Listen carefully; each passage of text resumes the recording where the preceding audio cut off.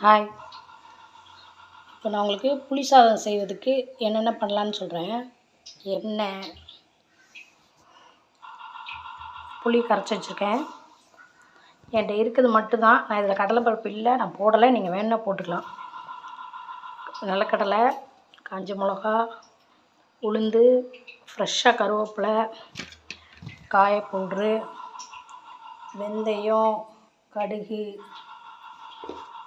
மஞ்சத்தூள், ஆயில், அப்புறம் சோறு பக்கத்தில் வெந்துக்கிட்டுருக்கு. ஒரு நிமிஷம். கடுகு போட்டுக்கலாம்.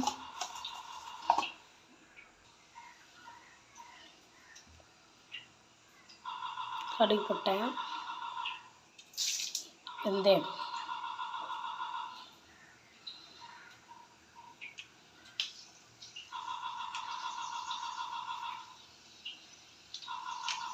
நல்ல ஃப்ளேவர் வந்த பிறகு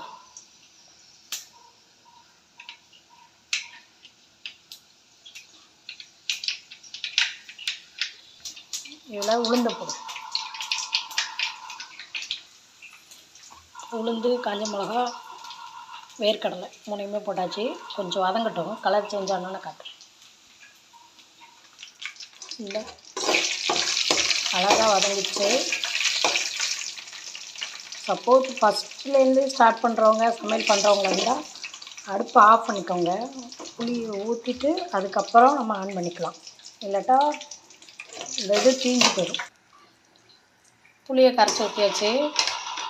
இப்போ அடுப்பு ஆன் பண்ணிட்டேன். மஞ்சத்தூள் போடலாமா? நம்மளுக்கு தேவைக்கு தான். நமக்கு இப்போ என்ன கலர் வேணுமோ அந்த கலரில் போட்டுக்கலாம். மஞ்சத்தூள் ஸ்லோ பண்ணிட்டு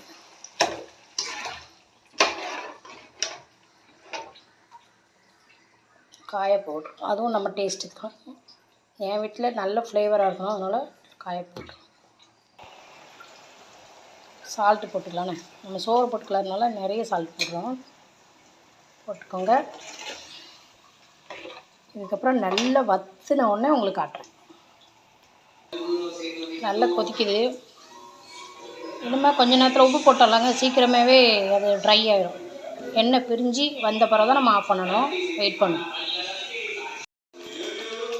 பாருங்கள், எண்ணெய் பிரிஞ்சிச்சு. சூப்பராக தொக்கு ரெடி ஆயிடுச்சு.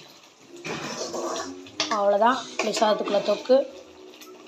இப்போ நான் சாப்பாடு வெந்த உடனே உங்களுக்கு காட்டுறேனே. வெந்து வடித்த பிறகு ஆற விட்டு இதில் கிளறும் போது உங்களுக்கு இனிமேல் காட்டுறேன். ஆறின புளி தொக்க பாருங்கள், செம்மையாக இருக்கு பாருங்கள். சோறு வடித்து எடுத்தாச்சு. இப்போ இதில் போட்டு கிளறிட்டு காட்டுறேன்.